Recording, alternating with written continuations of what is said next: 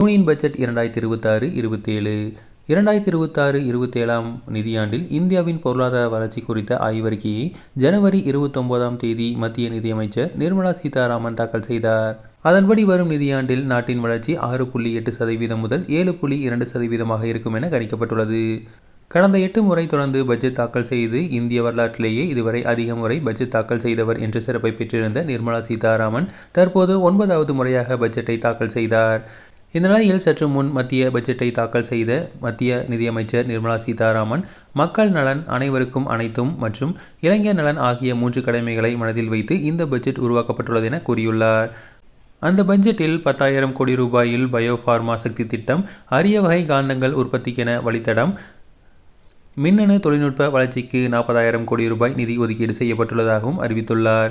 மேலும் புதிய மெகா ஜவுளி பூங்கா அமைக்கப்படும் எனவும் செமிகண்டக்டர் உற்பத்தி துறைக்கு ஊக்கமளிக்கும் எனவும் தெரிவிக்கப்பட்டுள்ளது. நுண் சிறு குறு தொழிலை ஊக்குவிக்க மும்முனை திட்டம் உருவாக்கப்படும். காதி கைவினைப் பொருட்கள் ஊக்கம் தரும் வகையில் மகாத்மா காந்தி கிராம ஸ்வராஜ் திட்டம் அறிமுகப்படுத்தப்படும் எனவும் தெரிவிக்கப்பட்டுள்ளது. மேலும் மூலதன செலவு ஒதுக்கீடு 12.2 லட்சம் கோடியாக உயர்த்தி வழங்கப்பட்டுள்ளது.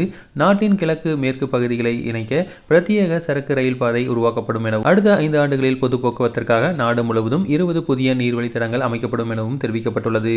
வாரணாசி, பாட்னாவில் கப்பல் பழுது பார்க்கும் தளங்கள் அமைக்கப்படும். சென்னை, பெங்களூரு, ஹைதராபாத் இருமாக்கத்தில் அதிவேக ரயில் பாதை அமைக்கப்படும் எனவும் எரிபொருள் போன்ற முக்கிய துறைகளை ஊக்குவிக்க 20,000 கோடி ரூபாய் ஒதுக்கீடு செய்யப்படும் எனவும் தெரிவிக்கப்பட்டுள்ளது. நாடு முழுவதும் 7 வழித்தடங்களில் அதிவேக ரயில் சேவை தொடங்கப்படும். 2 மற்றும் 3 நிலை நகரங்களில் மேம்பாட்டிற்காக 5,000 கோடி ரூபாய் ஒதுக்கீடு செய்யப்பட்டுள்ளது. வங்கித்துறை சீர்திருத்தம் குறித்து ஆய்வு செய்ய உயர்மட்ட குழு அமைக்கப்படும்.